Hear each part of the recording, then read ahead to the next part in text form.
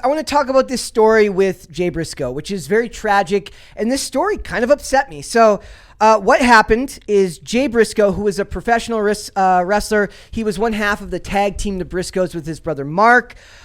He passed away at the age of 38 just recently. He was driving with his two daughters on his way to take them to a recital, right? And what happened is another driver drifted over into their lane, basically, in the middle of the day, hit them head on. The driver of that car died on impact. He died. He was not wearing a seatbelt. She was wearing her seatbelt. They both died. The daughters were rushed to the hospital and survived, from what I know. And look, it's just one of these things where he's absolutely beloved in this industry. And I went through, and when I was doing my research, like my prep today, I went through and listened to some of the podcasts. I listen to a lot of wrestling podcasts, right?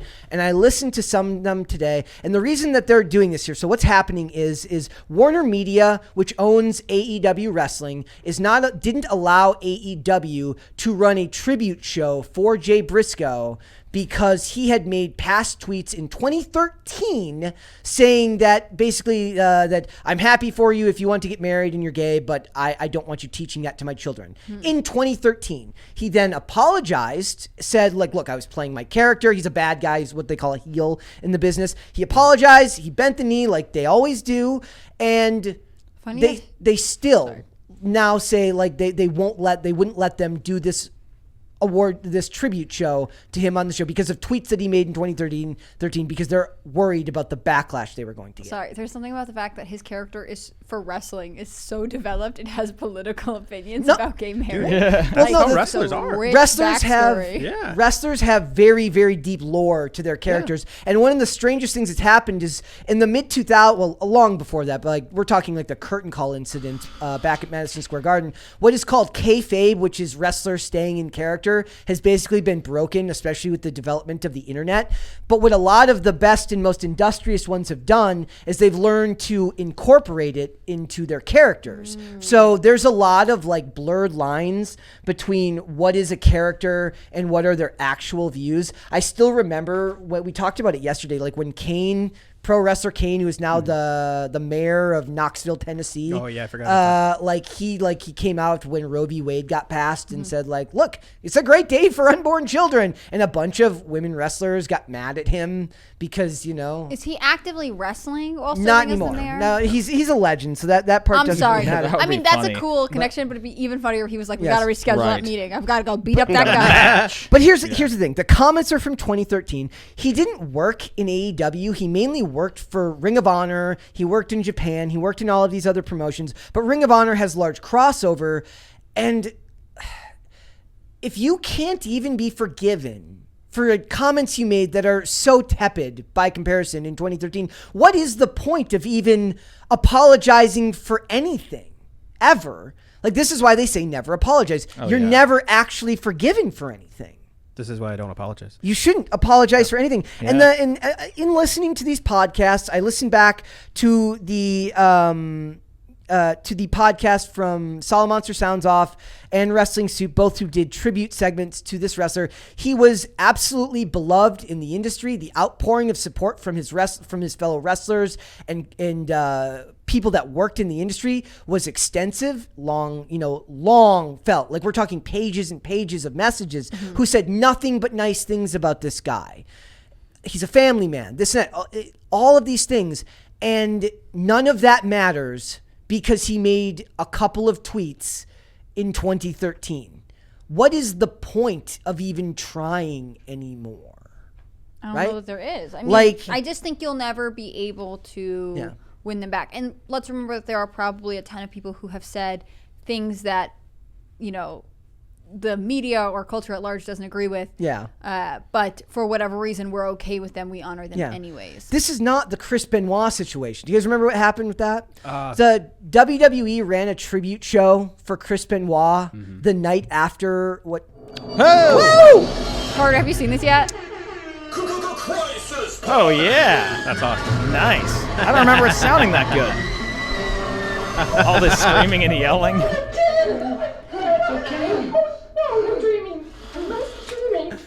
Why do I know that movie?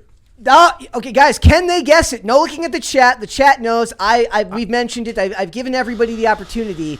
Can you guess it? Is it Nightmare on Elm Street? No. It's not a horror movie. Hannah Claire said it to me yesterday, but I forgot. I said it to you. I knew a movie? That's you told amazing. me, and that part at the end, was it Ghostbusters or something like that? Close. I mean, close enough. Shoot. Was it? Any The more dreaming guesses? part threw me off. Brett definitely told me on air yesterday. I have no idea. Any more guesses? There's a hint behind me. Teenage Mutant Ninja Turtles? There you go. Okay. Yeah, no, that's funny because you don't remember telling me, and I don't remember hearing it from you. But I remember talking to you about it. Right, me too. Now they're going to laugh at me because I'm going to bring up what happens. So it's the scene when April O'Neil wakes up in the turtle lair, in the turtle den, and Splinter's like staring her right in the face, and it's like the scariest thing you've ever seen because it's a giant rat like staring at you in the face, talking at you. You'd be scared too. Yeah. It's a masterpiece. I think I just watched it like 6 months ago. Oh, so incredible. good. But one of Elias Codius's best roles is Casey Jones in that movie. Like, to this day, like, he's the one who started Gray Sweatpants season. What?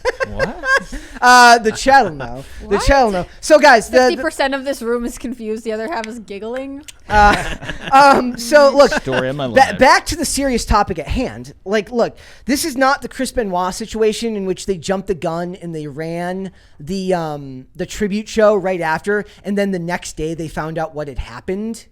What had happened? Well, don't leave me on a cliffhanger. He was a family annihilator. I remember this. So that was a very big egg on the face of WWE. Yeah, but like this is much more clear cut. We obviously know what happened. It's obviously tragic. Like, even if he said something, I mean, first off, like, I feel like he should be allowed to have whatever opinions he have. Apparently, they weren't even his opinions; they were his character's opinions, and he apologized for them. I don't know if I believe that, but like, that may be his biggest mistake. I don't know either, but at least that was the presentation, right? It's not me; it's my alter ego. That's the best getaway free card of a Twitter thing I've ever heard of. Dude, it's funny too because wrestling has been infested with SJW nonsense for the last several years. Really? Oh yeah, because WWE sparked the women's revolution, which was they're very big. WWE sparked the women's revolution. It's literally like it's a trademark term. Like like it's you're telling me the WWE ushered in a wave of feminism I'm not aware of. Yes, so fourth wave. Well, no, it is. It's like a weird wave of feminism where like women's wrestling is very big because of that stuff. But even they bend the knee to Saudi Arabia when they do shows there, right? The women all have to dress in full garb. Well, the only person in Saudi Arabia bends the knee to is that soccer player. Is Ronaldo, right? Who doesn't have to get married to come live there with Georgina. The other thing that I found was it kind of speaks to like the bubbles we live in is when we hear now died suddenly without a headline, everyone knows what comes to mind for people who work someplace like this when you hear hashtag died suddenly. Well, the first thing that a wrestling fan thinks of when they hear died suddenly is not that. They think drugs. Or they think bar fight or something like that. Like the people talking about it said their mind didn't go to vaccines, didn't go to anything other than what could have been drugs or steroid use and something like that. And that is for the most part a lot less prevalent now. At least I would assume than it used to be because like at least WWE has more stringent drug testing policies amongst their main athletes and stuff like that. But the other thing about this is WarnerMedia doing this. The company that's like, yeah, Ezra Miller, we love that guy. We're going to keep him around for the Flash movie. So I ask the chat, like, why is it okay for Ezra Miller to be creepy around children, rob people, and still be part of your $300 million movie franchise, but this guy who won't cost you anything to do this because you'll get bad press on Twitter for a couple of days, and let's face it, only the most ghoulish do that. In the wake of someone's death, only the most ghoulish do that. Mm-hmm. Like, the ones who are like, when they died, they're like, yeah, that's sad and all, but didn't you ever hear this story about this awful thing he did in 1972? Like, those are the worst of the worst. I would push back and say, like, there are times, like, I don't know if you have any obits lately, but, like, there are times that there's someone who dies, and their death is significant because they have a mixed legacy, right? Yep. And, like, marking that, the good and the bad, is reasonable because really we should be able to reflect on people who are influential. Like, I don't know if this guy would be considered influential or just popular, but pretending that he didn't die or didn't exist at all because he said one bad thing at one time Yeah. probably negates, especially for a lot of fans, everything he contributed to the programming. Yeah. You know what I mean? But the thing is, it's a lot harder to do that with wrestling because wrestling is full of sordid pasts and stuff like that. Like So as an industry, it should be industry standard. Razor then. Ramon, dude. yeah, like it's and he just passed away recently, like A couple years ago. Yeah, well, like Kevin Nash, like we were gonna cover this, but we ended up not covering it. Where Kevin Nash, who was one of his, obviously they were part of the NWO together and the Outsiders. Like he did a podcast recently because Kevin Nash, his son died recently, and he has a podcast, and he's like he lost Razor, he lost his son, and he did a podcast where he said something like it's like seems like a good day to eat a gun or something like that. Like something. Are you okay? Like yeah, and like the guy like on the show with him is like trying to walk it back for him on air. Like he's like, oh, you don't mean that. He's like, I'll say whatever I want. It's my effing podcast. Like the guy's clearly was not well, but they become so accustomed to these types of things happening there. But it's just I hate the double standard. I hate the fact that these media companies who he didn't even work for prevents Tony Khan from doing a tribute to somebody that, for all intents and purposes, everyone in his industry loved. The people that don't like this don't buy your products. They don't love your merchandise. They're not the ones spending money. They're just Twitter clout chasers, and they hold so much sway. It's almost like, can you blame these morons for not exercising that type of abuse of power when you give it to them?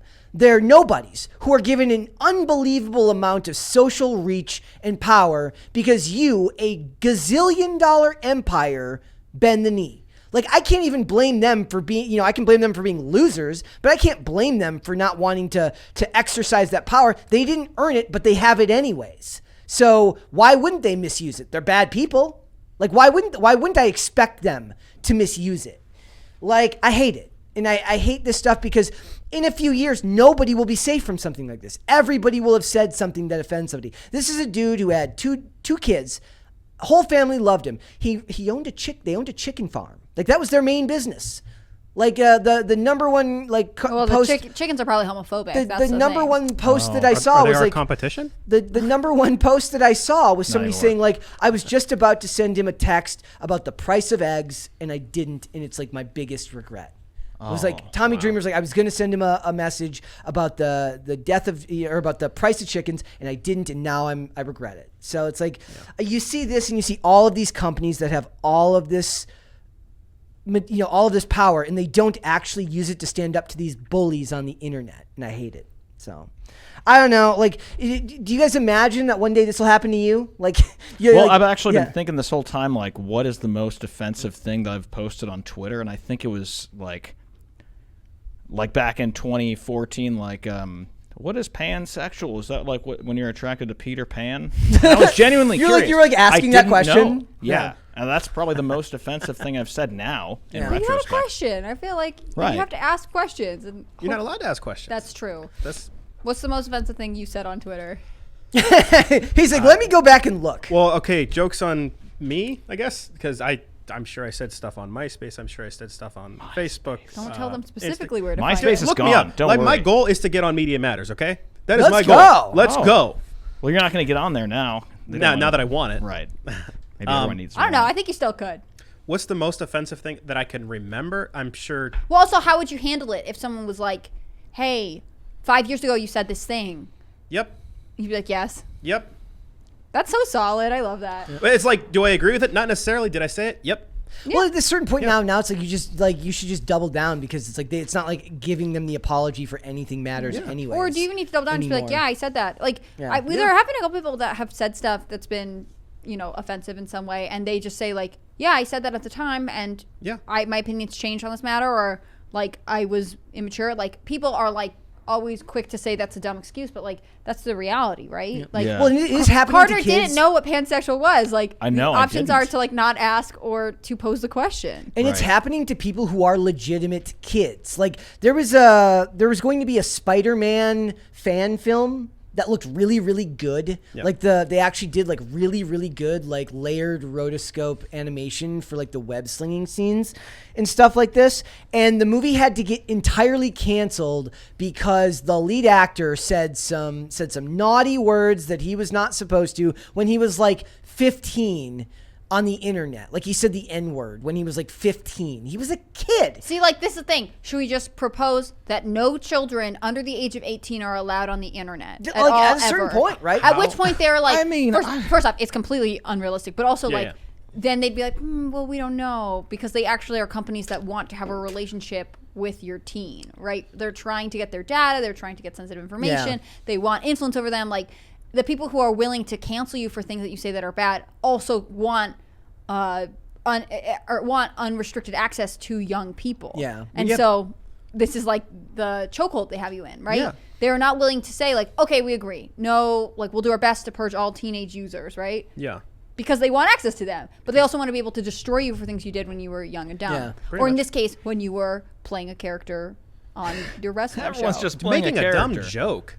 Like anything that I said on Twitter, Facebook, 9 times out of 10, it was a dumb joke. And maybe it wasn't funny and I missed. I'm sorry. But the intention was to make people laugh. The funny thing is also, like, when I think of Twitter, I really do think of, like, every conversation could just be a good-natured discussion you had around the dinner table, but it's always done in the most offensive and, like, you take everything personal way ever.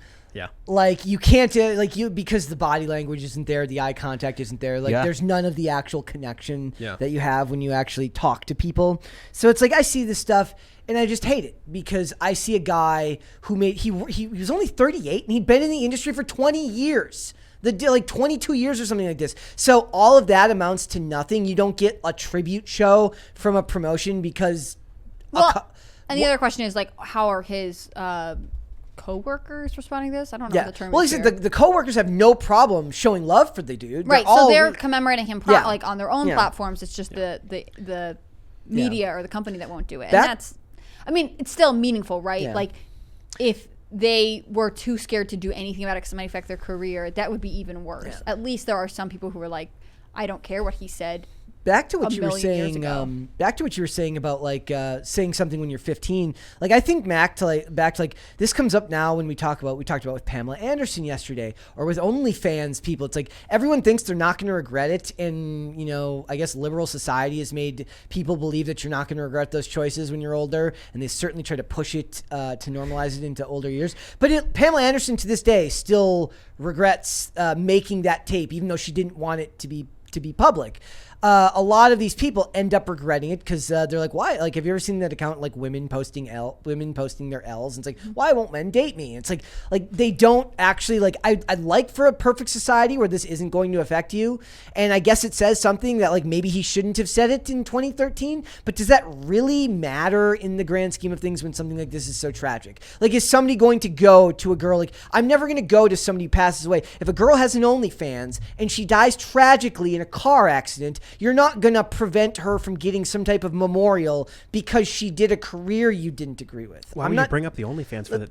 That's. But I'm saying, like, I'm not using that as an excuse to not do the career. Why does one tweet or two tweets from 2013 have to be part of the endless other accomplishments, working on, Mexico, Japan, America, Canada, works on multiple continents, works for all these promotions, changed tons of lives, and 12 to 15, 160 characters on Twitter ruins that. Like, we are in a horrible timeline some days. Feels that way to me. I gotta say, though, like, I always knew the internet was forever. Even when I was 15, I would never have said the N-word on a tweet. And I feel like we said, like, yeah, we get it, but a lot of people, like, said, yeah, we got it, but they still posted those photos. Okay, right. But in all fairness, I think we're all relatively the same age. Right, and I was thinking about that, too. Maybe it's like when you're, like, we came of age while the internet was, like... Yeah, we knew before and then we knew after. Right. But in all fairness, like, the N-word, right?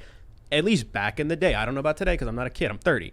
Back in the day, there was a difference between A and a hard R. Yeah. You were not allowed to say one. I never would have said either one of them, Yeah, though. I wouldn't have either. All right, well, so were you in Texas? Yeah. Okay, so I don't know. Maybe California is different. Maybe. That's so weird, though. I don't know. They call Texas the racist place. Thanks for watching. Listen to full episodes of Pop Culture Crisis on Spotify. Keep up with us on social media and make sure you subscribe and ring that bell so you never miss the show. Bye, guys.